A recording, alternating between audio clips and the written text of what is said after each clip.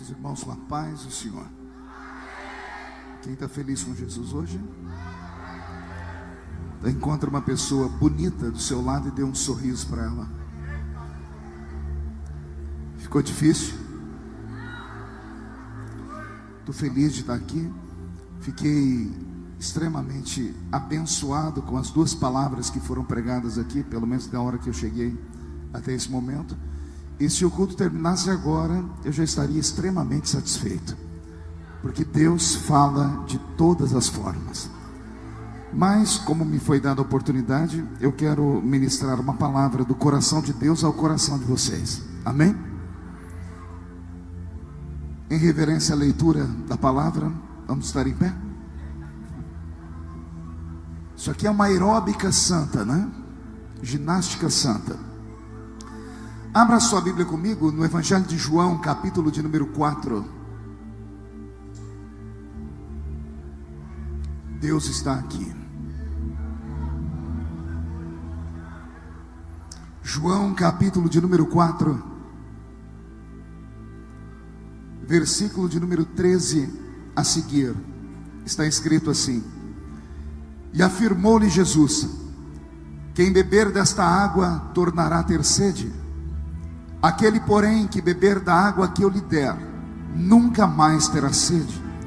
Pelo contrário, a água que eu lhe der será nele uma fonte que vai jorrar para a vida eterna. Capítulo 7 do mesmo livro, 3 ou 4 páginas para frente, versículo de número 37, 38 e 39. João capítulo 7, verso 37, 38 e 39. No último dia, o grande dia da festa, levantou-se Jesus e exclamou: Se alguém tem sede, venha a mim e beba. Quem crer em mim, como diz a Escritura, do seu interior fluirão rios de água viva. E isto ele disse a respeito do Espírito que haviam de receber os que nele crescem, pois o Espírito até aquele momento não fora dado, porque Jesus não havia sido ainda glorificado. Feche a Bíblia, coloque no banco, na cadeira, e pegue na mão da pessoa mais perfumada do seu lado. Ainda dá tempo. Atravesse o corredor, atravesse a faixa de Gaza que te separa do irmão. Isso, aperte a mão dele ou dela com carinho até eles falarem aleluia. Pentecostal que não faz barulho está com defeito de fabricação, não? Vamos orar? Pai, nós te exaltamos, nós te glorificamos, e nós entendemos que dentro de alguns minutos, e este ambiente ficará pequeno para o tamanho da glória que o Senhor vai mandar do alto dos céus. Os que vieram tristes começarão a saltar de alegria.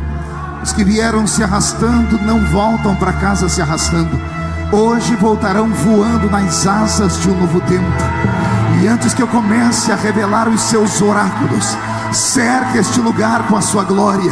E num raio de 5 quilômetros, onde houver um demônio alojado, eu dou a esses demônios segundos para sumirem daqui, porque se não sumirem, serão queimados pelo poder da sua glória que aqui será derramada.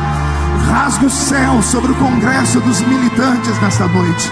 Manda anjos de fogo descerem aqui, que estes anjos desçam trazendo brasas de fogo nas mãos. Comecem a esparramar estas brasas entre nós.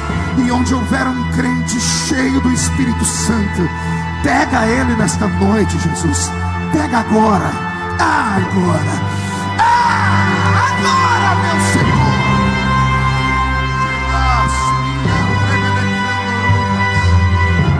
Fala conosco. Fique conosco. É o que eu te peço agora e sempre. Toda a igreja diz. Os que podem, tomem o seu assento aplaudindo a Jesus, porque Ele é bom, porque Ele é maravilhoso. Graças a Deus. Só Jesus sabe como os dias têm sido difíceis e como a idade chegou rápido e eu não esperava, pastor Adão. E eu não trago na minha memória desde a minha infância até os dias de hoje a lembrança de um culto que Jesus tenha faltado a reunião. Poucos entenderam, vou tentar melhorar. Eu quis dizer que desde criança até hoje eu não me lembro um culto que Jesus tenha sequer chegado atrasado à reunião. Ele sempre chega quando o primeiro crente chega, e ele só vai embora quando o último crente vai embora. Isso quando ele não encontra aqueles crentes maluquinhos, que eu não sei se tem aqui no Crato, que amam emendar o culto numa vigília. Porque se ele encontrar os vigilheiros, ele fica com eles até o sol raiar. Tudo isso porque ele deixou na sua palavra uma promessa. Ele disse: esta é a minha igreja, e as portas do inferno não prevalecerão contra ela. Glórias a Deus.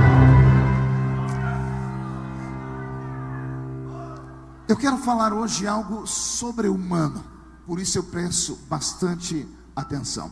Queridos, abrir a Bíblia Sagrada no Evangelho de João, em um congresso missionário, é uma façanha, é uma honra, é um orgulho. Porque dos 4 evangelhos que nós temos na Bíblia, João é o que se destaca como evangelho missionário. É ele quem traz a revelação do Deus homem, que caminha entre nós, que caminhou entre nós, e que um dia caminhará entre nós. Passado, presente e futuro se misturando. É claro que só acredita nisso quem não é normal. Os normais não acreditam que ele caminha no nosso meio. Os anormais já estão sentindo ele caminhar no nosso meio. No capítulo 4 e no capítulo 7, Jesus Cristo vai nos dar aqui um resumo do que são os evangelhos. Os evangelhos nada mais são do que encontros, narrativas de encontros entre Deus e homens. Repito, os evangelhos, os 4 evangelhos da Bíblia Sagrada no Novo Testamento, são relatos, narrativas de encontros entre Deus e homens. Não é a narrativa de encontros entre Deus e anjos. Não é a narrativa de encontros entre Deus e super-homens. Não é a narrativa de encontro entre Deus e os grandes reis. É a narrativa do encontro de Cristo com seres humanos normais. A palavra ser humano é muito profunda. A palavra ser significa entidade sem corpo. E a palavra humano vem de humus. E humus é terra. E terra não limpa, mas uma terra carregada de esterco. Humus é terra com estrume. Olha o que é o ser humano: uma entidade invisível que habita dentro de um corpo podre. Isso é o ser humano. E eu faço questão que você memorize isso, porque tem pessoas no nosso meio que se acham acima dos demais, que acham que são maiores e melhores do que os demais. São tão perfeitos que, como disse o primeiro pregador aqui que falou sobre a fonte, eles acham que podem julgar as pessoas como se fossem juízes de causas espirituais. E sempre quando eu prego, eu gosto de enfatizar que eu não prego para anjos, eu prego para seres humanos. Seres humanos que são exatamente como eu, feitos do pó da terra. Que o único momento em que se sentem alguém é quando estão cheios da presença dele. Porque quando saímos do púlpito, é como se algo fosse arrancado de dentro de nós. O Senhor Deus, quando deu a esta terra um norte, quando veio a este mundo mostrar a salvação, Ele resolveu se apresentar a seres humanos. E todos esses seres humanos eram passíveis de se encontrarem com Ele e não aceitarem, porque muitos deles não aceitavam a sua própria vida. É o que vamos encontrar agora no encontro de Cristo com a mulher de Samaria. Diga comigo, samaritana. Não ouvi? Pergunte para o seu irmão, conhece a samaritana?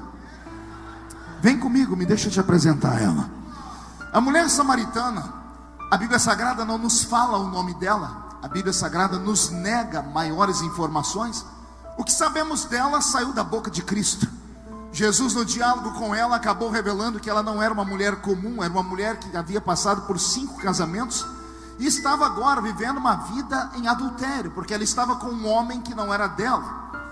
Jesus então revela para nós que esta mulher nada mais é do que um ser humano cheio de defeitos.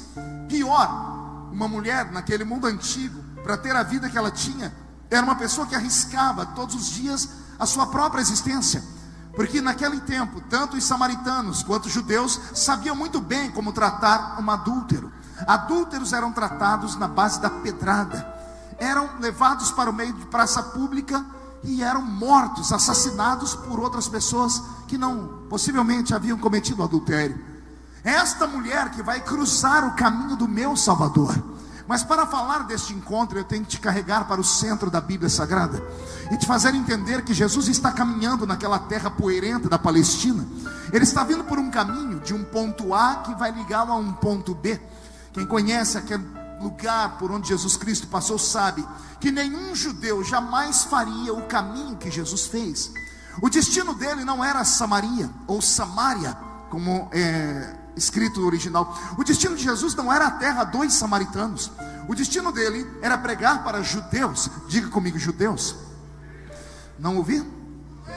Judeus e samaritanos, embora fossem irmãos de sangue, porque todos eram descendentes de Abraão, centenas de anos anteriores a esse encontro de Jesus com a samaritana, haviam rompido com a comunhão e com a amizade e com o parentesco. Os judeus se reuniam sempre em festas. A Bíblia Sagrada no Velho Testamento fala de todas as festas religiosas deles. Todas as vezes quando se reuniam em festas, enquanto eles comiam, comungavam, cantavam, bebiam, sempre havia os religiosos que salmodiavam. E na medida em que um salmodiava, o outro que ouvia o cântico dizia: Deus seja louvado, Oxalá seja o Senhor, santo é o Eterno, bendito seja Deus. E palavras como essa, que são palavras de afirmação. Conta a história que um dia um dos judeus estava recitando um salmo, e quando ele terminou de recitar o salmo, a multidão toda respondia a ele: bendito seja o nome do Senhor, porque concordavam com o que ele estava dizendo. Mas na sequência ele emendou um outro salmo, e neste salmo ele disse: Deus tem que ser adorado em Jerusalém. E ao invés das pessoas dizerem amém, bendito seja Deus, se levantou um samaritano e disse: não, está errado. Deus tem que ser adorado no alto da montanha e não em Jerusalém. Se terminasse assim, já estava de bom tamanho. Mas ao invés de terminar assim, o judeu que estava recitando o salmo, ao invés de deixar passar aquela gafe, aquela pessoa que foi deselegante, ele emendou um outro salmo dizendo: não, Deus tem que ser adorado em Jerusalém, porque Jerusalém é a cidade de Davi. O samaritano, em vez de ficar quieto para não acabar com a festa de todo mundo, refutou e disse: não, Deus tem que ser adorado no alto da montanha, porque foi lá que ele se revelou ao seu servo Moisés. O judeu, que poderia ter terminado a conversa, emendou uma nova narrativa e disse: não, Deus tem que ser adorado em Jerusalém, porque é lá que estão as 12 portas proféticas. O samaritano, ao invés de ficar quieto, gritou: não, Deus tem que ser adorado no alto da montanha, porque foi lá que ele deu os 10 mandamentos ao seu servo Moisés. E por causa disto, judeus e samaritanos perderam a comunhão. Nunca mais comungaram, nunca mais conversaram. O ódio que nasceu no coração dos samaritanos e dos judeus foi tão grande que foi traduzido em roupas. Samaritanos criaram vestimentas diferentes dos judeus. Samaritanos criaram costumes diferentes dos judeus, só para que, caso alguém os encontrasse na rua, ninguém cometesse o erro de cumprimentar um samaritano pensando que era judeu. Afinal, eles eram irmãos. Então criaram, por exemplo, vestimentas de mulher. A mulher samaritana usava um cinto diferente das mulheres judias, só para que alguém olhasse na rua e não desse para ela paz, porque antes de olharem para o rosto, olhariam para a cintura, e na cintura estava um cinto que não era de judeu. Então judeu e samaritano não conversavam mais.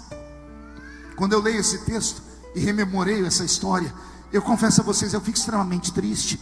Porque por mais que esse texto esteja escrito na Bíblia, a história esteja escrita na Bíblia, por mais que Jesus tenha rompido com esse preconceito, a história se repete todos os dias, se repete nos nossos dias.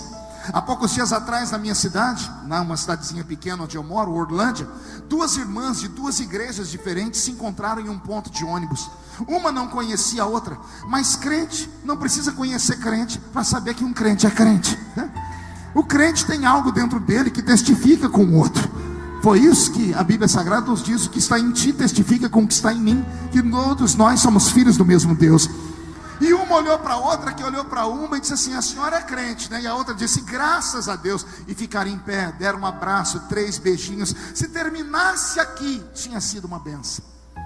Mas quando elas terminaram de dar os 3 beijinhos, uma olhou para a outra e disse: já que somos crentes, estendeu a mão e disse: a paz do Senhor. E a outra disse: a paz de Deus. Quando a outra ouviu a paz de Deus, já soltou a mão da que disse a paz do Senhor. Uma foi para um lado do banco, a outra foi para o outro lado e não conversaram mais. Daqui a pouco, uma olhando a outra de canto de olho, uma não aguentou e disse assim: desculpa, pelo tamanho da sua saia, que está acima do joelho, pelos brincos que estão na sua orelha, e pela maneira como a senhora me cumprimentou, a senhora é daquela igreja que tem ali, né? A irmã disse: meu Deus, ainda existe dom de revelação. Sim, eu sou daquela igreja ali. Mas o dom da revelação me pegou também. Sério, por quê? Porque eu também estou olhando a senhora com essa saia comprida, com esse cabelo comprido, com essa língua comprida. A senhora só pode ser daquela igreja ali, né? A pergunta que eu faço é: precisava tudo isso? Se tivesse terminado ali, somos crentes, tinha sido uma bênção. Se eu pudesse voltar no tempo, lá no dia da festa entre judeus e samaritanos, e pegasse aquela discussão idiota, um falando: Deus tem que ser adorado lá em cima, o outro: não, Deus tem que ser adorado aqui embaixo. Eu mandaria os dois calarem a boca e diria aos dois: vocês dois estão certos. Se você acha que adorar a Deus lá em cima é bom, adora a Deus lá em cima. Se você acha que adorar a Deus aqui embaixo é bom, adora a Deus aqui embaixo. O que importa não é onde se adora, é como se adora. Porque os verdadeiros adoradores adoram o Pai em espírito e em verdade.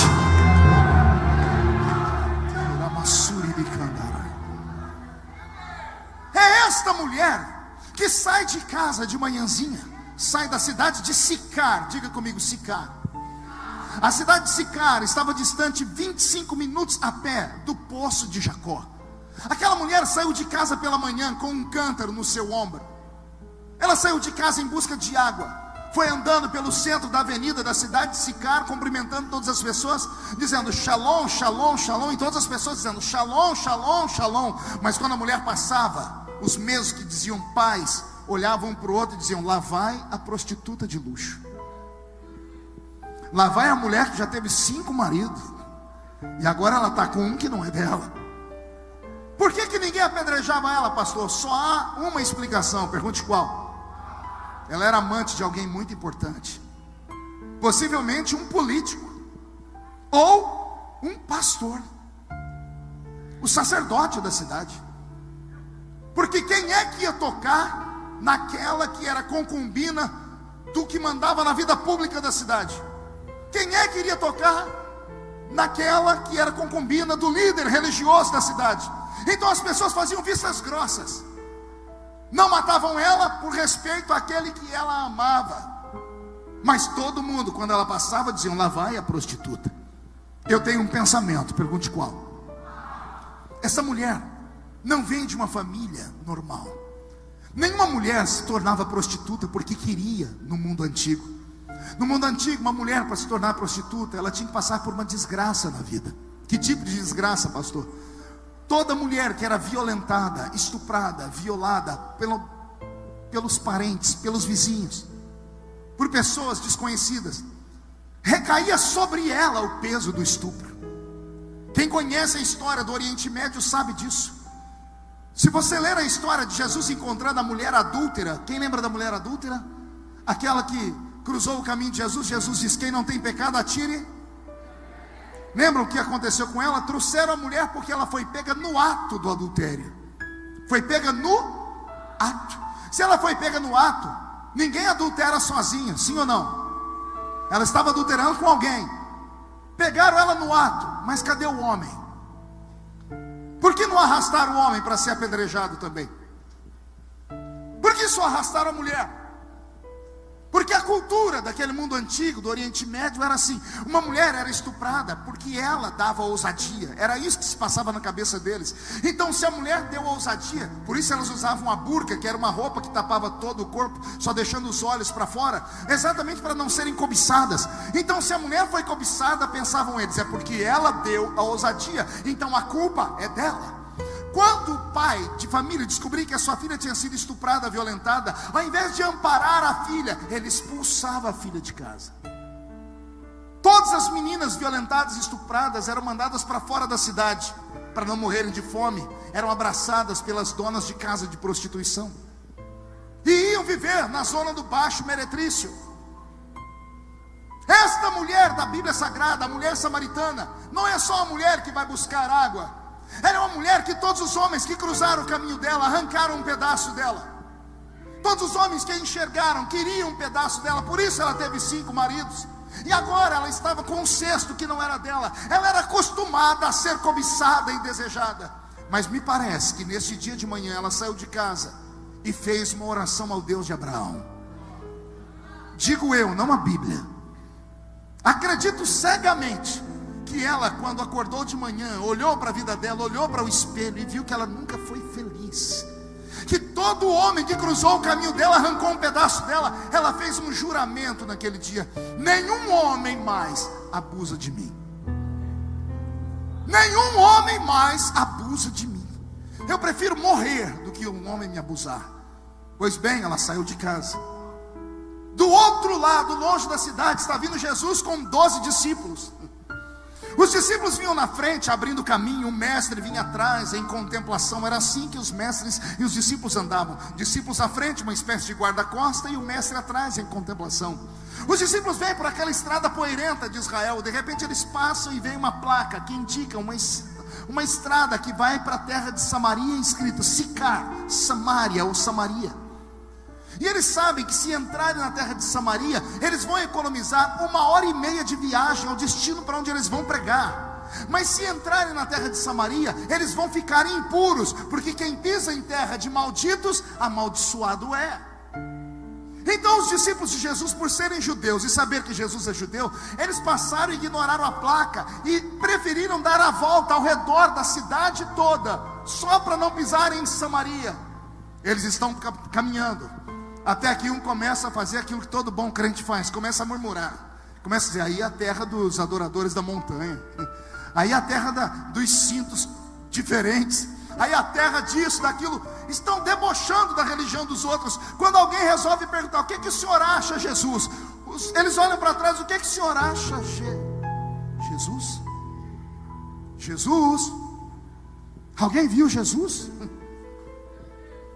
Eles percebem que perderam Jesus de vista. Como o arrebatamento não havia sido prometido ainda, os 12 correm lá para aquela bifurcação. Eles estão na estrada, aqui tem a estradinha que vai para Samaria, e eles vão caminho reto. Eles voltam aqui nessa encruzilhada, e quando eles olham ao longe, eles veem a silhueta do corpo de Jesus andando para dentro da terra de Samaria. Eles têm que pensar rápido. Pergunte por quê? Vão perder Jesus para sempre. Eles têm 2 escolhas: entrar aqui e seguir Jesus, ou dar a volta ao redor da estrada toda, não se sujar, e 1h30 depois chegarem no destino, mas correm o risco de não ver mais Jesus. Ou eles vão ignorar a religião deles, ignorar tudo que aprendeu, e vão pisar na terra maldita, porque Jesus está pisando. E ainda bem que eles tiveram juízo, porque quem pode manda, e quem tem juízo, quem manda é Jesus.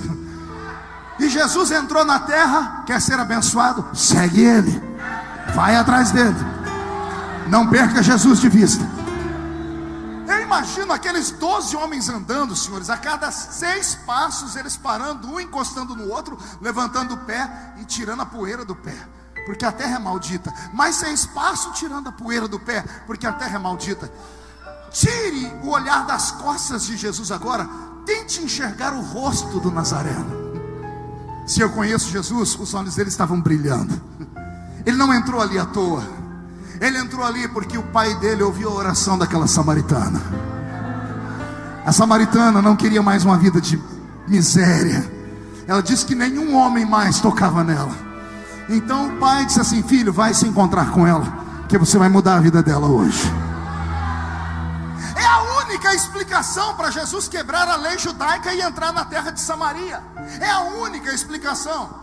E os discípulos estão vindo, tudo com cara feia, parecendo a cara do irmão que está aí do seu lado. Olha para ele que você vai ver. Parece que foi batizado num pote de vinagre, infeliz. Está me olhando aí com esse olho seco, parecendo olho de sapo que morreu no dia de enchente. Segura. Está no culto, já tem 2 horas, mas não abre a boca nem para respirar. Fica me olhando com essa boca travada, essa boca de aço, essa língua de ferro, esse queixo de concreto. Ah, meu Deus. De repente, os discípulos se aproximam de Jesus, e antes de passarem à frente dele, eles encontram uma outra placa. Diga, o que tem na placa? Só fala se todo mundo perguntar. Uma inscrição dizendo: Poço de Jacó. Tem 13 judeus lendo Poço de Jacó. Dos 13, só tem um que está normal: Jesus. Os outros 12 estão com a boca seca, começam a tremer, começam a sentir aquele frio na boca do estômago. Pergunte por quê? Porque os 12 cresceram no judaísmo, e quem é judeu cresce escutando histórias de milagre. E não há maior história para o judeu de milagre do que a história do patriarca Jacó, saindo de casa para se encontrar com Esaú, levando famílias, empregados e animais, e no meio do caminho acabaram as águas, iam morrer de sede no deserto. Aí Jacó se afasta, vai orar e diz: tu me trouxestes aqui para morrer de sede. Deus diz: tem um pacto contigo, pega uma pá e crava um buraco na areia. E Jacó cravou um buraco na areia, e do meio da areia brotou um rio de águas vivas. Uma fonte brotou, um oásis no meio do deserto, no meio da areia. E esta água matou a sede de todos. Essa história é conhecida por todos os judeus desde criança. Só que tem um problema: eles nunca viram esse milagre, porque esse milagre estava em Samaria. O milagre existia, mas eles nunca puderam chegar perto, porque a terra de Samaria é uma terra amaldiçoada. Eles só cresceram ouvindo falar, mas resolveram seguir Jesus. Quem segue Jesus corre o risco de ver aquilo que até agora só ouviu falar. Não, você não entendeu, vou falar de novo. Quem segue Jesus corre o risco de ver aquilo que até agora só ouviu falar. Alguém está seguindo Jesus aí? Se você está seguindo Jesus, não olhe para a religião. Se você está seguindo Jesus, não olhe para a placa da igreja, não olhe para o ranço religioso. Se você está seguindo Jesus, tente conhecê-lo pelo seu amor, não pelo seu cajado de sofrimento. O sofrimento ele já carregou naquela maldita cruz. Ele te trouxe nessa noite aqui não para ser um fardo, ele te trouxe aqui hoje para ser sobre você um prazer, uma alegria, uma graça. Cultos não podem ser pesados, cultos têm que ser leves. Não podemos perder os crentes para novela. Estamos perdendo os crentes para novela porque o culto está pedante, está maçante.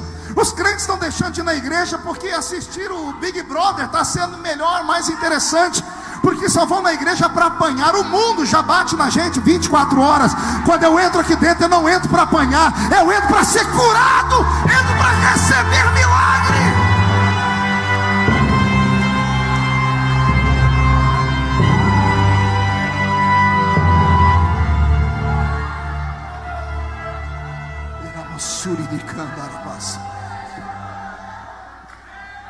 Os 12 discípulos estão ao redor do poço.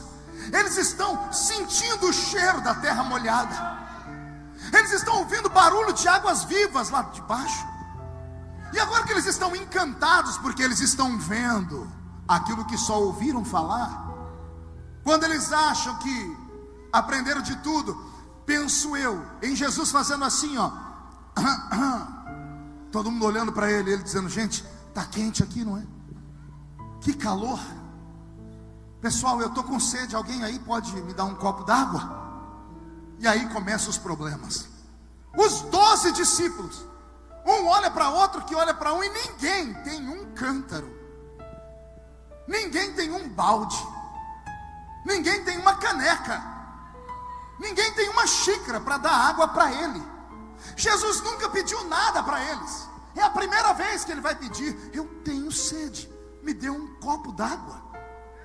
E os 12 santos, os 12 acusadores da religião dos outros, os 12 puros, não tem água para dar para ele. Pergunte por que não? Porque andavam com Jesus, mas andavam despreparados. Sabia que isso acontece hoje também? Tem muito crente que vem para a igreja, mas não consegue entrar no culto. Ih, pastor, para me entender tem que ser inteligente. Eu vou falar de novo. Você consegue entrar na igreja, mas você não consegue entrar no culto. E entrar na igreja não é mérito para ninguém. Um dia desse eu estava pregando no estado do Paraná, um ginásio com uma multidão. No meio do corredor do ginásio tinha um cachorro. E o cachorro estava sentadinho ali, deitado, né, me olhando, mas numa reverência. Que eu falei: meu Deus, nossas crianças precisam aprender com aquele cachorro, né? Que não param de andar de jeito nenhum. Ah, pastor, mas é tão lindo ver minha filhinha andar. Só a senhora que acha. Só papai e mamãe que acha, mais ninguém acha. Tira a atenção de todo mundo. Aprenda, cuide do seu filho. Mas voltando, o cachorro estava em reverência. E lá no Paraná o pessoal é mais tranquilo, né? O estado é muito frio e todo lugar frio reverbera na personalidade das pessoas. Lá o pessoal é mais difícil pegar fogo, mas eles pegam. E quando o fogo vem, a glória de Deus desce. Pastor Adão prega muito lá, sabe disso. E daqui a pouco eu fui pregando, até que um crente valente lá atrás deu um grito: glória a Deus! Todo mundo olhou para trás. O cachorro não olhou também.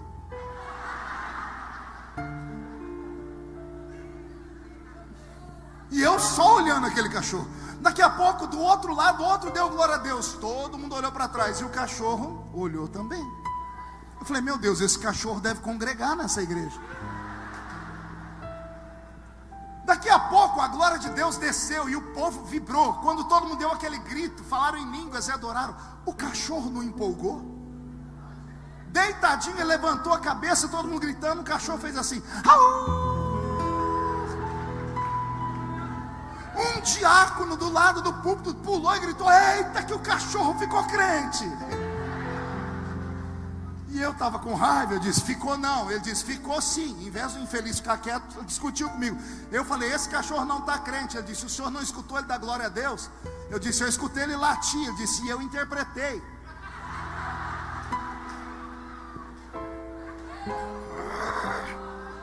Ah, crente abençoado. Aí eu falei para ele: querido, não, heresia não. Falei: me deixa dar um ensinamento. Nenhum animal irracional dá glória a Deus. Pastor, o senhor não conhece o papagaio do meu vizinho. O do seu vizinho eu não conheço, mas eu conheço um que mandaram no meu WhatsApp. O papagaio pregou 2 minutos uma pregação minha, Adão, e terminou imitando minha língua estranha. Aí o irmão que mandou o áudio falou assim: ei pastor, você ouviu, meu papagaio está cheio do Espírito Santo. Aí eu falei para ele: querido, é bonitinho, mas não profana, não blasfema. Animais irracionais não dão glória a Deus. Disse: mas o senhor não escutou meu papagaio dando glória a Deus? Eu disse: ele não deu glória a Deus, ele falou glória a Deus. Ele disse: não é a mesma coisa? Eu disse: não. Só pode dar glória a Deus quem tem consciência. Só pode dar glória a Deus quem tem o céu dentro dele. E nesse mundo terrestre aqui só tem uma raça que tem o céu dentro dele. É essa raça que está me ouvindo pregar aqui. E eu provo para vocês, à luz da Bíblia, que nós temos o céu dentro de nós. Salomão escreveu assim: quando o homem morre, o pó volta ao pó, mas o espírito,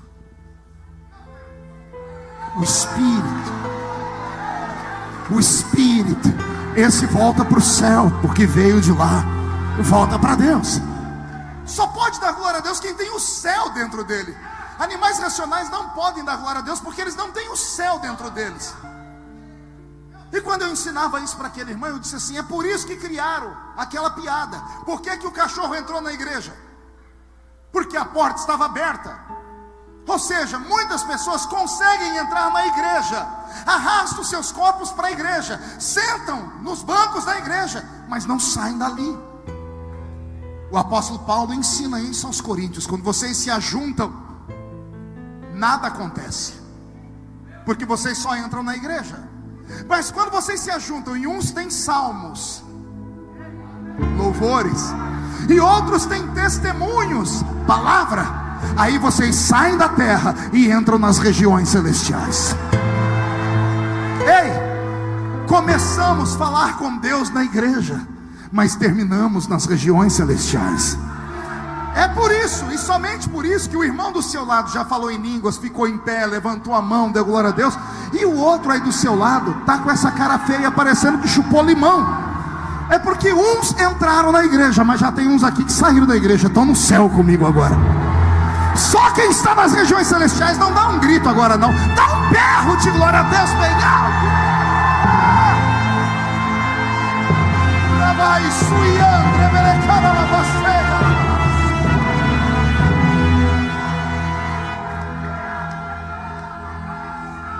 Ouça-me. Os discípulos estão ficando com vergonha, porque é a primeira vez que Jesus pede algo a eles. Jesus pede um copo d'água, e eles não podem dar água. Eles ficam com vergonha, mas Jesus não queria envergonhá-los. Então Jesus diz para eles: aqui na frente tem uma cidade chamada Sicar. Vocês vão na frente, preparem um lugar para eu repousar, comprem comida e água. Eu vou ficar sentado aqui nessa pedra, debaixo deste zimbro, próximo desse oásis, e eu me encontro com vocês lá na frente. Jesus fez isso para os discípulos saírem de perto dele, para eles se aliviarem. Eles estavam com vergonha. Eles se reúnem e resolvem da seguinte questão: olha, um vai ficar com Jesus aqui, um segurança, e só um discípulo ficou com Jesus ali, João. Pergunte como eu sei, porque só João contou a história. João contou isso, é o único que conta essa história. Então João ficou ali, ele foi testemunha ocular daquilo. Os discípulos deixaram Jesus sentado em uma pedra, João ficou ali em pé, espécie de guarda-costa. 11 discípulos estão indo por uma estrada, indo para a cidade de Sicar. Enquanto eles estão indo, no sentido contrário, vem vindo uma mulher. Eles olham para a cintura dela, escândalo. A cintura mostra que ela é samaritana por causa da roupa.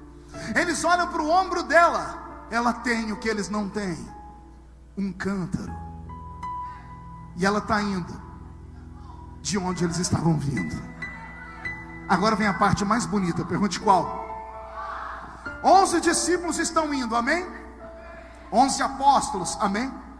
11 judeus, 11 santos, 11 homens que deixaram tudo pelo evangelho. 11 homens escolhidos por Cristo. Vindo ao contrário, está vindo uma samaritana, que já destruiu 5 casamentos, que está no 6º. E o 6º é adultério, porque o que ela tem não é dela. Está vindo uma prostituta de luxo, de outra religião, de outro povo, dos adoradores da montanha, indo 11 homens santos, 11 apóstolos, 11 apóstolos cuja nossa fé está alicerçada na fé deles, a nossa fé é apostólica. 11 homens santos que não puderam matar a sede de Jesus. Mas está vindo uma prostituta, uma condenada, uma vazia. Ela não tem o céu, mas ela tem um cântaro. Ela não tem o nome escrito no livro da vida, mas ela tem um cântaro, ela está preparada. 11 santos não deram, ela pode dar. Eu estou com o meu corpo todo arrepiado. Será que eu sou o único ser humano que já viu isso acontecer na igreja? Você prega uma mensagem e os crentes que estão na igreja há 10, 20, 100 anos. Alguns crentes estão na igreja desde a época de Noé. Tem uns que não são tão velhos, não viram o dilúvio, mas pisaram no barro que sobrou na terra. E o pastor pode pregar o que for, Adão, e ninguém abre a boca para nada. Esses mesmos crentes saem lá fora depois, reúnem meia dúzia que tem a língua maior que a minha gravata, e vão achar defeito em tudo. Vão falar da eloquência do pregador, do grito. Vão falar da irmã que desafinou na segunda estrofe. Vão falar da barba do pregador. Ah, te peguei. Vão falar que ele estava de calça jeans. Vão falar de tudo, menos do que ele pregou. Só que no mesmo culto que esses crentes dizem assim: nossa, a gente tem que trocar de pastor que está ruim o negócio. Veio uma pessoa que não era crente, e na hora do apelo a pessoa foi chorando para frente. Aí a pessoa que não é crente foi falar com a pessoa que levou ela: você contou minha vida para o pregador? Porque tudo que ele falou é a minha vida. Mas a pessoa não é crente, a pessoa não é nada, é podre, vem do mundo, é prostituta, tem defeitos. Só que a pessoa vem com um cântaro, e quando ela vem com um cântaro, Jesus para tudo para falar com ela. Do que adianta todo mundo saber que a senhora é crente pela roupa e pelo cabelo, se ninguém mais sabe que a senhora é crente na igreja? Porque não profetiza mais, porque não canta mais, porque não ora como antes, porque não prega mais. Está na hora da igreja viver a verdadeira palavra. Dia desse, pastor Adão, Deus me deu uma palavra, eu estou trabalhando nela ainda. Eu vou liberar aqui para os irmãos guardarem no coração. Eu cresci ouvindo dia sim, dia não a pregação das 10 virgens, a parábola das 10 virgens. Quem já ouviu a parábola das 10 virgens? Todas as vezes que estava na igreja alguém ia pregar, o chicote comia. Aqui nós temos a igreja, a metade é prudente, a metade é louca. A metade tem azeite na botija, a outra metade não tem. O noivo vai tocar a trombeta, e só quem estiver preparado vai subir com o noivo. E eu já vi tanta gente falar tanta coisa. Esses dias atrás eu estava meditando, e o Senhor disse: filho, abra a parábola das 10 virgens e medite. Eu meditei, eu falei: Senhor, eu conheço aqui desde criança. O Senhor disse: leia de novo. Eu li umas 100 vezes. Eu falei: Senhor, o que o Senhor quer me dizer? O Senhor disse: leia de novo. Eu disse: eu li. O Senhor disse: anote os pontos que você encontrou, característica das virgens. Eu disse: virgem. O Senhor dizia para mim: o que significa virgem? Eu falei: pura. São virgens noivas. O que significa ser noiva? Estar com vestes para casamento. Qual é a roupa da noiva? Qual é a cor do vestido de uma noiva? De uma noiva virgem ainda, branco. As 10 virgens não eram 5 virgens e 5 impuras. Todas elas eram virgens. Todas elas estavam usando roupa branca. O noivo não reclamou da mancha na roupa, porque não tinha. O noivo não reclamou porque elas foram defloradas, porque elas perderam a virgindade e ficaram impuras. Não. O noivo reclamou delas não ter azeite.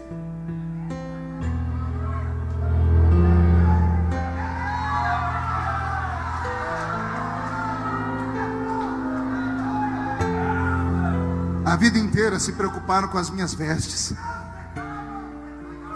A vida inteira se preocuparam se eu era puro ou não era puro. Mas eu quero te avisar que as puras que usavam roupas brancas não puderam ir com o noivo, porque o problema não estava na veste, o problema não estava na pureza, o problema é que elas não tinham a presença do Espírito Santo. E o que é que o Espírito Santo faz? Ele faz Deus ser real para nós. É Ele que nos liga ao céu. Sem o Espírito Santo nós não sentiríamos a palavra, porque é ela que nos convence do pecado, da justiça, do juízo. É Ele que intercede por nós com gemidos inexprimíveis. O Espírito Santo trabalha nos nossos sentimentos.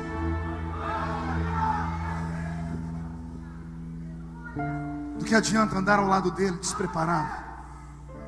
A prostituta tinha o que os discípulos não tinham. E agora que ela chega perto do poço, ela viu Jesus e viu João. Ela viu quem? Jesus e João são judeus. Ela olhou a roupa dos dois. Os dois eram judeus, mas a roupa de Jesus deixou ela apavorada. Pergunte por quê? porque ele era um doutor da lei. A roupa de Jesus era uma estola sacerdotal branca. E ela conhecia esses pastores judeus que matavam pecadores, a quem levavam pecadores para serem apedrejados. Quando ela viu Jesus com aquela roupa branca e um discípulo dele do lado, a mulher ajoelhou, tirou o cântaro do ombro, botou no chão, tirou um barbante, uma corda debaixo do cinto, amarrou no gargalo do cântaro, soltou o cântaro nas águas, tudo muito rápido. Ela quer ir embora, ela está desesperada. Se aquele homem que é sacerdote judeu descobrir que ela é uma pecadora, ele pode mandar matá-la. Ela tira a água do poço, ela desamarra o cântaro. Quando ela vai se ajeitar para ir embora, a voz de Jesus ecoa. Ouça a voz dele: Senhora, moça, mulher, me dá um pouco de água, porque eu tenho sede. Ouça-me agora com o coração. Quando Jesus pede água àquela mulher, a resposta dela é tão hostil, a resposta dela é tão violenta, que se eu traduzir aqui você vai se escandalizar. Não, pastor, João disse que a mulher olhou para Jesus e disse: como sendo tu homem judeu, pede água a mim que sou mulher samaritana? Pois bem, a tradução disso é muito feia. Ela acusa Jesus de duas coisas. Ela joga na cara dele. Primeiro ela diz assim: como sendo tu homem. Quando ela diz isso, ela está falando assim: você não sabe que nenhum homem conversa com uma mulher que não é do seu povo, que não é da sua casa? Homens que conversam com mulher que não é do seu povo nem da sua casa, não passa de um safado. Quando ela diz, como sendo tu homem judeu, ela não sabia que Jesus era da tribo de Judá. Os judeus naquela época eram chamados de hebreus, e não de judeus. Ela não sabia que Jesus era da tribo de Judá. Judeu era aquele que pertencia à religião do judaísmo. Pela roupa branca, ela entendeu que Jesus era um líder da religião judaica. Então ela diz: como sendo tu homem, um macho e religioso, vem falar comigo que sou mulher e sou samaritana. Aquela mulher foi grossa. E isso me chamou a atenção, porque ela afrontou Jesus. E Jesus está com um capanga do lado dele, que é João. É uma samaritana contra dois judeus. E ela está afrontando um doutor da lei. Se Jesus fala: João, mata essa pecadora, João pegava pedra, pau e matava ela apedrejada ali. Ainda mais que Jesus já sabia a condição dela. Jesus já sabia que ela não era mulher de ninguém. Aquela mulher arriscou a vida dela.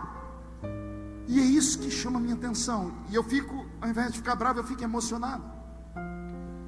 Porque é aqui que eu completo a minha tese, a minha teoria.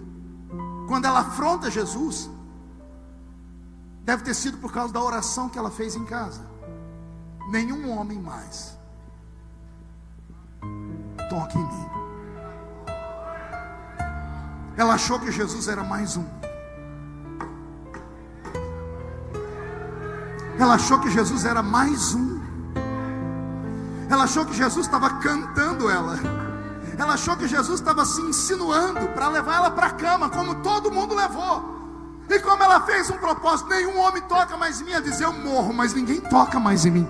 Então ela afrontou Jesus: você é um homem que não tem vergonha na cara, está pedindo água a mim que sou mulher samaritana. Ela arriscou a vida dela. A mulher deve ter fechado os olhos, esperado chuva de pedras e paus. João está com o coração saindo pela boca, dizendo: vai Jesus, me manda que eu mato. E o silêncio é quebrado por uma outra frase de Jesus. E essa frase é forte. Aí Jesus diz assim para ela: ah, mulher, se tu soubesses quem sou eu.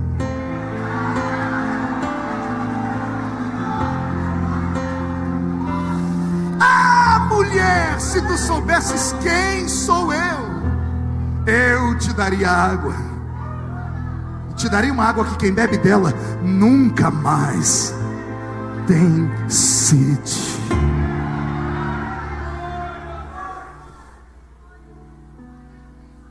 Quando Jesus diz isso a ela, a mulher se desequilibra. A palavra dele foi tão profunda e tão doce, que ela esperava um xingamento, uma maldição, um palavreado pesado. Mas quando diz, se tu soubesses quem sou eu, você quer ver como é que ela responde? Mas tem que ouvir com o espírito. Primeiro ela diz, como sendo tu, homem judeu. Diga, homem judeu. Primeiro ela chama ele de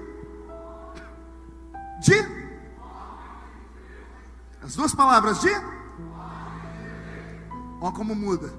Aí Jesus diz para ela, se tu soubesses quem sou eu. Aí a mulher responde assim, mas Senhor.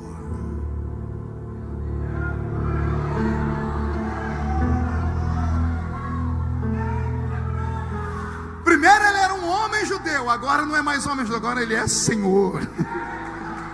Mas Senhor, só reconhece o outro como Senhor quem sabe que o outro é maior do que ele. Mas Senhor, o poço é fundo e tu não tens como tirar água daqui. Era tudo que Jesus queria, uma oportunidade de diálogo. Ele levanta, vai lá perto do poço e olha, e diz, o poço é fundo, mas a água que eu vou te dar não está aí não. Eu sempre faço caravanas para Israel. Eu queria levar o povo do Ceará, mas ninguém quer ir comigo para lá. E sempre que eu vou lá, eu gosto de ir até a terra de Samaria. E eu vou lá nas ruínas de Sicar. Eu fiz o caminho das ruínas de Sicar até o poço de Jacó, porque o poço de Jacó ainda está lá, vivo. As ruínas de Sicar não, porque a cidade foi destruída. 25 minutos a pé. 25 minutos você sai correndo de um lugar e chega ali. 10 quilômetros ao redor daquela terra não tem um veio fluvial de água. Não tem córrego, não tem lagoa, não tem rio, não tem água, só tem aquilo ali. Aí Jesus diz para ela, a água que eu vou te dar não está aí. Aí a mulher começa a pensar, mas se não está aqui, onde que está essa água? Aí Jesus se apresenta, eu sou a fonte da água da vida. Eu sou a fonte da vida eterna. Aquele que bebe da água que eu tenho para dar nunca mais tem sede. E eu queria fazer uma pergunta, quem aqui já bebeu desta água? Deixa eu ver. Só quem já bebeu dessa água, levante a mão direita, chacoalhe ela, coloque no ombro de quem está à sua direita, por favor. Agarre o ombro da pessoa para mim com carinho. Tem gente que nem para me obedecer presta, raça ruim. Agarra o ombro da criatura, agarrou, chacoalha a pessoa até ela ficar irritada. Irrita ela, chacoalha ela. Diga, Deus te trouxe aqui para isso. Sacode, sacode, sacode. Diga, para isso. Deus te trouxe aqui para sacudir a sua fonte, para sacudir a sua casa, a sua família, o seu ministério, para sacudir a sua palavra, para sacudir o seu trabalho. Deus te trouxe aqui para sacudir o estado do Ceará.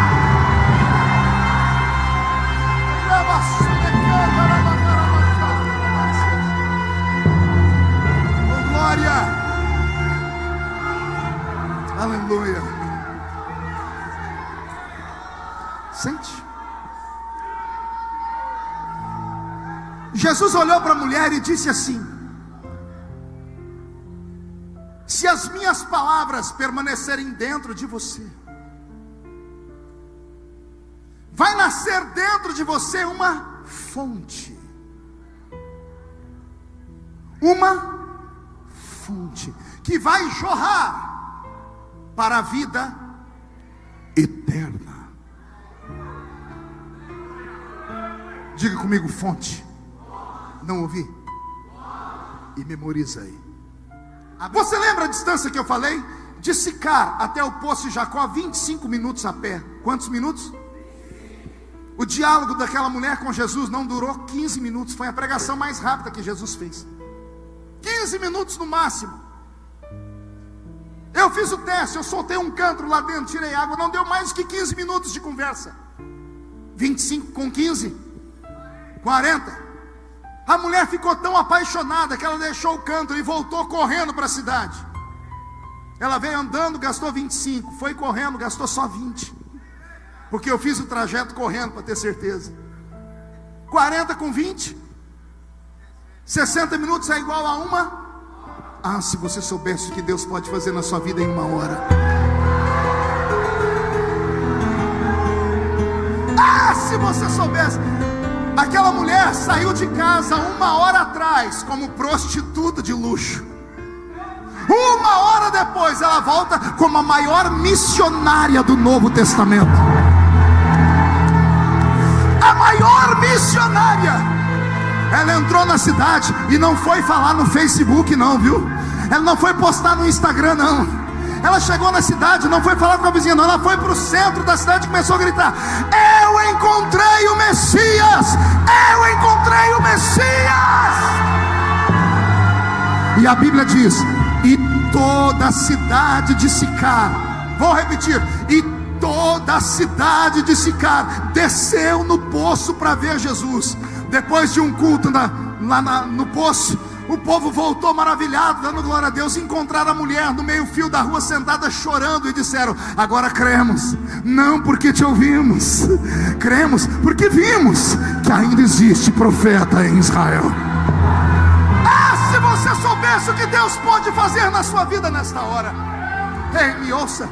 Muitas pessoas veem o pastor Adão fazer um evento como esse, trazer pregadores, cantores, enquanto muitos murmuram porque se perderam no meio do caminho. São poucos os que vêm pelo verdadeiro motivo. Muitos vêm pela curiosidade, muitos querem conhecer, mas alguns vêm porque respeitam aquela unção. E deixa eu te dizer, a unção que você respeita é a unção que você atrai. Isso é uma palavra de sabedoria. A unção que você respeita é a unção que você atrai para a sua vida. Eu não saí lá da minha casa para vir aqui rever amigos, embora eu seja feliz em revê-los. Eu vim em oração pedindo a Deus que deixe aqui pelo menos uma semente, que nasça aqui entre nós pelo menos mais uns 10 Marco Feliciano. Que Deus levante aqui hoje uma geração de profetas que possam dar sustentabilidade a este evento com a obra missionária, mas que possam também incendiar o estado do Ceará, que possam levar para o mundo uma palavra dizendo assim: Deus fez brotar um avivamento no estado do Ceará, e as portas do inferno não vão prevalecer contra este avivamento. Mas isso só vai acontecer se acontecer aqui conosco essa noite o que aconteceu naquele dia. Sentado no poço, ou sentado na pedra, está Jesus. Qual o nome dele? Também conhecido como Yeshua. Yeshua, o Mashiach de Israel. Estava ali sentado. Na frente dele tem uma mulher. Jesus era homem ou era Deus? Pense aí. Sentado naquela pedra, está um homem ou está Deus?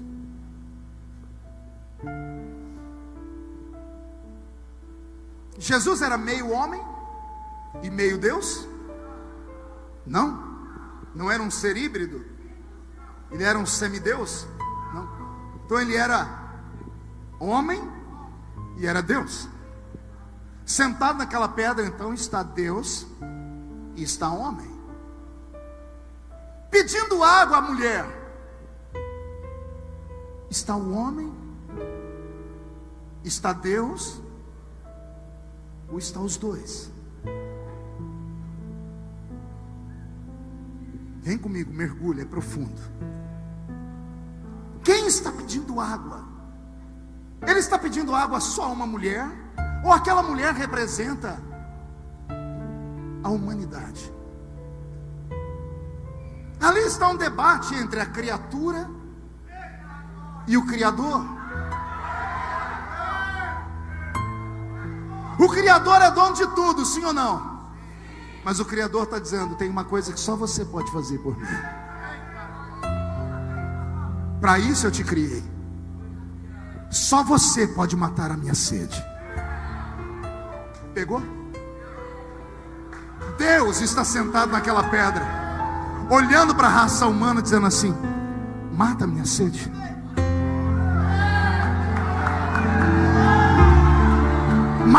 a minha sede. Pastor, sede é uma necessidade, exatamente. Mas então Deus tem necessidade? É difícil entender isso, né? Porque Ele é criador de tudo. Não existe nada que Ele não possa fazer. Mas existe uma coisa que mesmo podendo fazer, Ele não faz por causa do seu caráter. Que graça tem você comprar uma roupa nova e ter que andar com a etiqueta pendurada para todo mundo perguntar: oh, a etiqueta pendurada, é que eu acabei de comprar essa calça? Que graça tem a senhora passar 3 horas lá no cabeleireiro para mudar o cabelo de cor, bota aqueles trem de ferro para queimar, aqueles negócios do só Deus sabe que a senhora sofre. Chega em casa, fica lá contando as horas para o marido chegar. Quando a porta da casa abre, a senhora está com o pescoço assim, ó. Ele olha e já toma tá tudo bem? E a senhora, para tentar chamar a atenção, faz assim. Aí ele diz: está com problema no pescoço? Bem, ela: alô, não está notando nada novo? Ele diz: o que foi? O que tem na sua testa? Aí a senhora fala: meu cabelo. Eu tinha percebido. Que graça tem você emagrecer e ter que andar com a camisa aqui? Pergunte como foi. E aqui atrás escrito Herbalife. Interessante as pessoas olharem para você e dizer assim: nossa, que roupa bonita, nossa, que aparência boa, o que aconteceu? Aí você fica todo vaidoso. Deus tem todos os poderes, mas tem uma coisa que Ele nunca vai fazer porque não faz sentido. Deus nunca vai ficar na frente de um espelho dizendo assim: como eu sou linda, como eu me amo, eu me adoro. Que graça tem você ser Deus e não ter ninguém para te adorar? Não entendeu ainda, né? Eu desenho. Por que é que você acha que Deus te colocou nesse mundo aqui? Deus te colocou aqui nesse mundo porque o Salmo 150, o último versículo, diz assim: todo ser que respira, todo ser que respira deve louvar ao Senhor. Louve.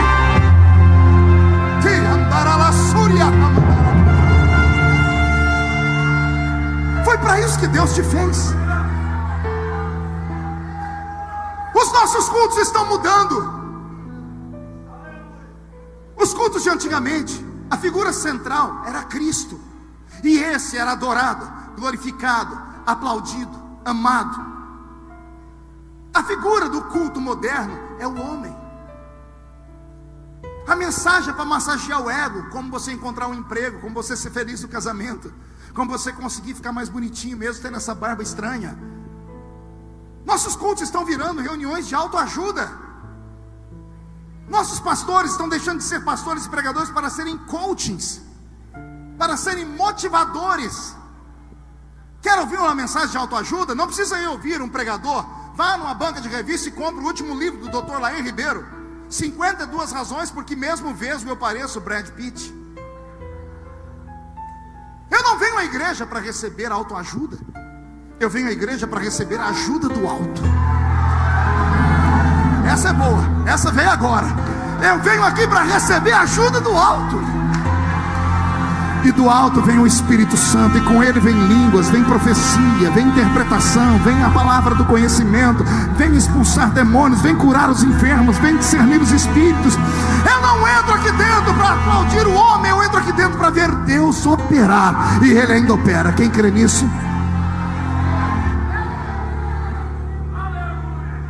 Deus te trouxe nessa noite aqui para te dizer assim: só uma maneira de fazer missões é você ter o Espírito Santo. E existe duas maneiras de você ter o Espírito Santo.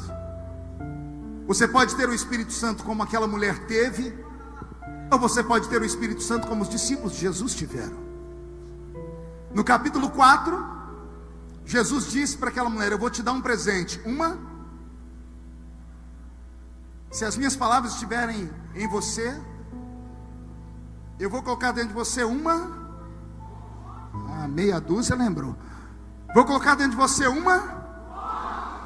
de água que vai saltar para a vida,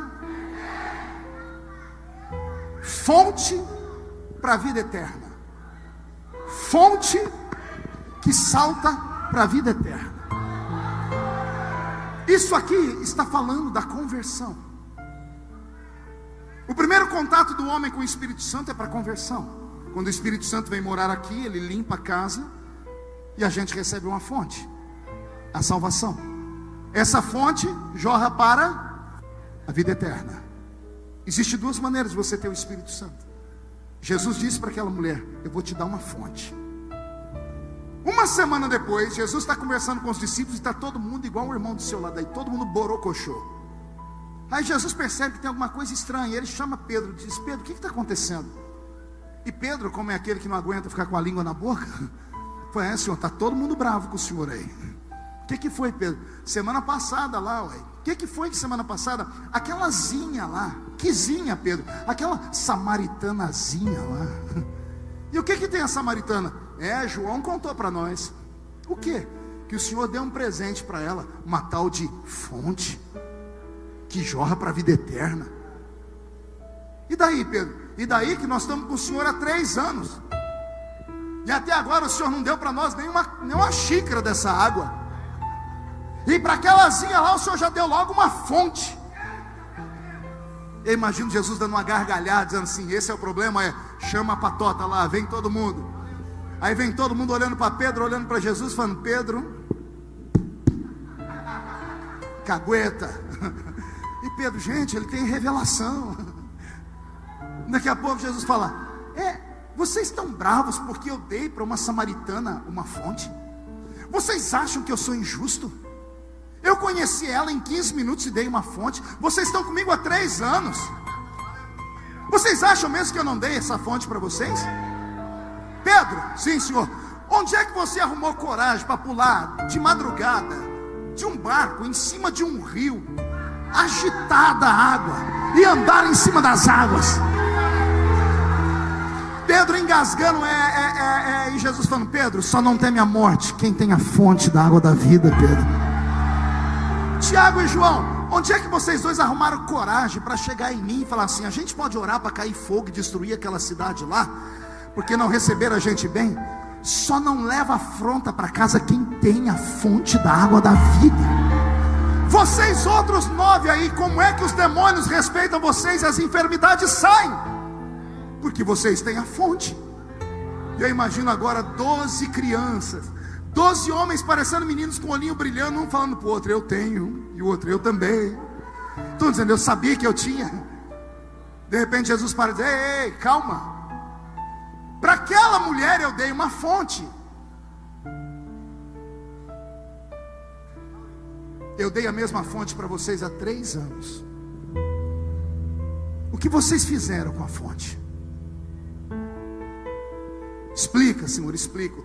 Se a fonte não foi entulhada, e se ela respirou, dentro de vocês não tem mais uma fonte.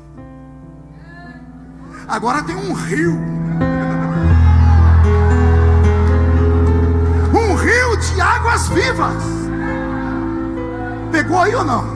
Para a mulher Jesus deu uma fonte. Para os discípulos ele disse um rio. Para a mulher, a fonte vai jorrar para a vida eterna. Para os discípulos, um rio de águas vivas fluirão do seu interior. E isso ele disse a respeito do Espírito que haviam de receber os que nele crescem, porque o Espírito ainda não fora dado, por isso eles não haviam recebido, e o Espírito não havia sido ainda dado a eles, porque eles não haviam glorificado. Olha que interessante. Para a mulher Jesus deu uma fonte. Os discípulos para a mulher, os discípulos e a mulher e os discípulos. Olhe para o seu irmão e diga assim: você é salvo? Responde aí para o seu irmão se você é salvo. Diga: no dia que você foi salvo, a fonte foi plantada em você.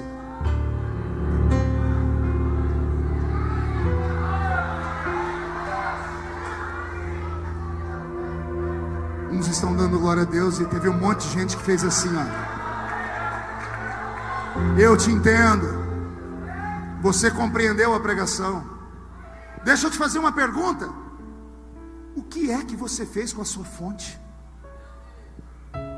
Porque você não prosperou, você não cresceu, está morto, dando trabalho, pulando de igreja em igreja, procurando um lugar perfeito. O irmão que se converteu com você já é missionário lá na Conchinchina, e você não consegue ganhar nem a sua casa. Vocês receberam a mesma coisa. Não, pastor, Deus não me chamou. Não fale asneira. Aprenda com quem conhece. Do céu só vem a salvação. A chamada não vem de cima. A chamada nasce aqui. A salvação é de cima para baixo. A chamada é de baixo para cima. Porque senão Deus seria injusto. Deus teria então chamado todos nós aqui e feito assim: bom, você vai ser pregador, você vai ser só membro de banco, você vai ser cantor, você vai ser só um desviado, você vai ser um profeta e você vai ser um crente murmurador. Não! Eu me converti em 1987. No ano em que eu me converti, Jesus salvou na minha cidade mais de 100 adolescentes. Todos nós crescemos na mesma igreja, todos ouvimos os mesmos pregadores, todos fomos à mesma escola dominical, todos fomos à mesma vigília, todos tínhamos o mesmo pastor. Por que eu decolei? E os meus amigos estão lá até hoje. Pegaram toda a experiência do cristianismo que eles tiveram, colocaram em uma caixinha de sapato e esconderam no guarda-roupa. Por que eu voei? Ah, pastor, porque o senhor não, eu não sou um nazireu. A Bíblia fala de nazireus, homens escolhidos por Deus antes de nascer. A Bíblia fala deles. A Bíblia fala de Sansão, de Jesus, de João. A Bíblia fala Deus conversando com profetas: eu te escolhi no ventre da sua mãe. Esses são nazireus. Mas a Bíblia também fala no livro de Levítico: se você não nasceu nazireu, faça o voto.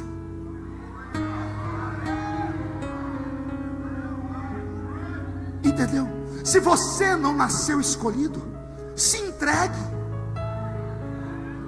e deseje, e bata a porta, e se jogue no altar, e faça seus sacrifícios, e suba o monte para orar, e renuncie a sua vida, e seja diferente, e você vai ver o que Deus vai fazer na sua vida. Eu entendi isso quando era menino. Eu entendi isso, eu entendi que Deus podia me levantar, sendo eu ou não um crente com pedigree, porque tem alguns que têm pedigree. Você sabe disso, né? O pai é pastor, o tio é pastor, o avô é pastor, até o cachorro é pastor alemão. E quem não é?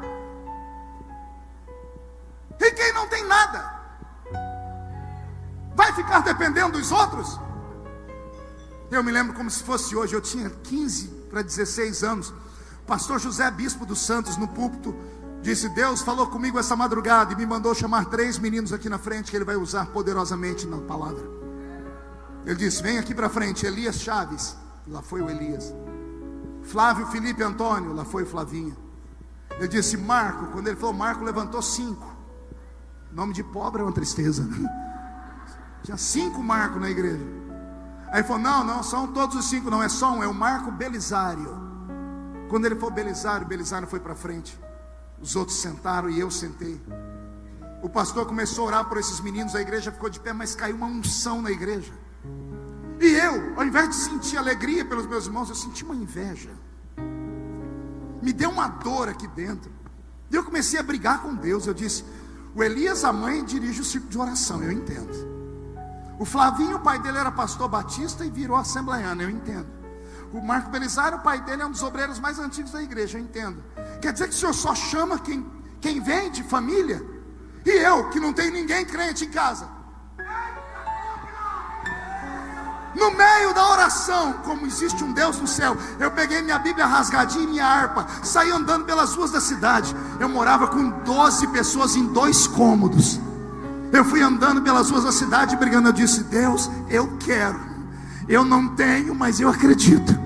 Eu não posso, mas o Senhor pode. Eu não sou, mas o Senhor é. Eu quero. Eu sofri mais do que você possa imaginar. E olha onde Deus me colocou. A salvação já está sobre você, a fonte já está aí. Fazer a fonte virar um rio depende de você. Depende de você. Depende de você. O que é que você fez com a sua fonte? Vendeu ela? Pastor, vendeu sim. Vendeu para o seu ministério. Se tornou capanga, capacho de homens, para te consagrar alguma coisa. Falaram: deita, você deitou. Rola, você rolou. Finge de morto, você fingiu. Você segue coisas que você não acredita, porque os homens mandam. Deus não pode te usar porque você não tem coragem. Deus se cansou de homens que falam amém, amém, amém. Deus está no nosso arraial hoje. Ele está vendo quem é que guardou trigo no lagar. Aí Ele vai falar assim para você: Gideão, eu sou contigo. Aí Ele quer ouvir a sua resposta. Pelo amor de Deus, não erra. Não diga: obrigado, eu sabia que o Senhor ia falar comigo, eu sabia que o Senhor não ia me abandonar. Não, não faz isso. Responde o que Deus quer ouvir. Gideão foi o único que teve coragem de encarar Deus. Ele olhou para Deus e disse: com todo respeito, se o Senhor é comigo, o que foi feito das suas promessas? Se o Senhor é comigo, por que a minha família está passando fome? Se o Senhor é comigo, por que eu estou vivendo esta vida desgraçada? Ele enfrentou Deus. Deus poderia ter matado ele, não poderia? Mas não, Deus olhou para ele e disse assim: vai nessa tua força. Vai nessa tua força. Que força? A força de encarar o próprio Deus se for preciso. A força de você não ter medo de chegar diante do seu Criador e falar: já tem tantos anos que eu estou aqui, tenho sido fiel, eu me entreguei a Ti desde a minha infância. Deus está procurando alguém que tenha coragem de acreditar na sua história. Se você matar a sede de Deus esta noite e desentulhar a sua fonte vai virar um rio. E eu profetizo que por onde as águas desse rio passar, o que estiver morto vai ressuscitar. E um tempo de avivamento como nunca antes houve no Brasil vai nascer. E oxalá esse avivamento brote aqui no Congresso dos Militantes nesta noite. Eu tenho certeza que nesses dias de festas, até o dia 11, Deus fará prodígios e maravilhas aqui. A abertura é sempre mais difícil. O pastor Adão é inteligente. Na abertura ele colocou o pior pregador, que sou eu, né? Os melhores vêm amanhã. Mas se hoje Deus já está fazendo isso, imagina o que Deus vai fazer de amanhã até o dia 11 aqui. Deus quer um tete a tete com você. Chega de fonte entulhada. Só quem quer viver um rio, fique de pé comigo, por gentileza.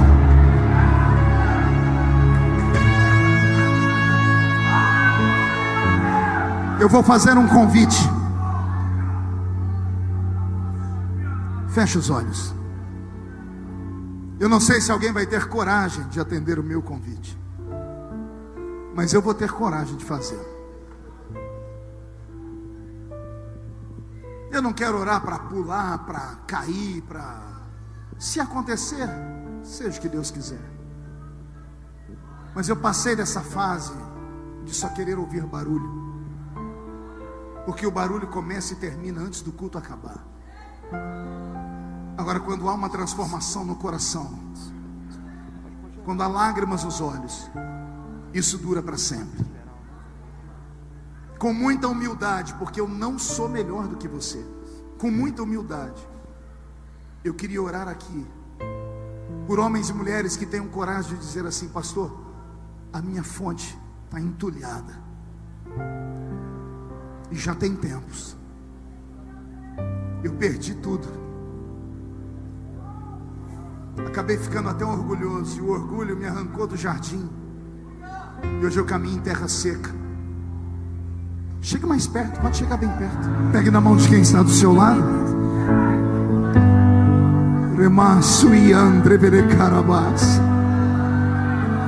Perloia andrevelessuri di candorubas. Raya istuia que andreveles nerimando. Perloinha andre telemante levessuria aste. Ravai istuia que andrevelesturi de candorobas. Comece a renovar o seu povo, meu Pai. Comece a plantar de volta a alegria e transporta-nos para o seu jardim nesta noite.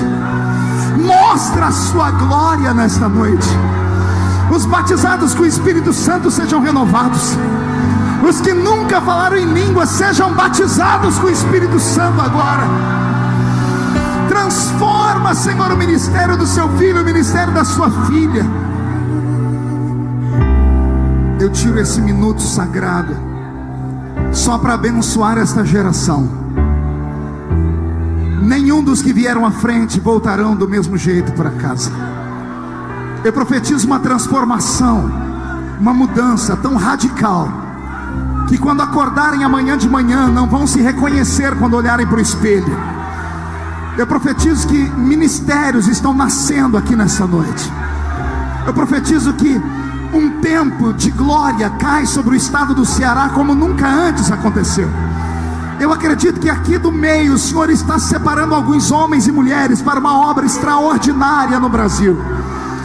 Eu profetizo, ó Pai, que quem viver verá, para ver as coisas que vão acontecer aqui no estado.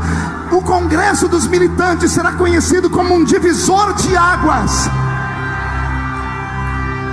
Levante a mão direita para o céu comigo todos e diga em nome de Jesus: todos os demônios que lutaram contra a minha vida, contra a minha família, contra a minha igreja, contra o meu país, eu ordeno, venha para a palma da minha mão.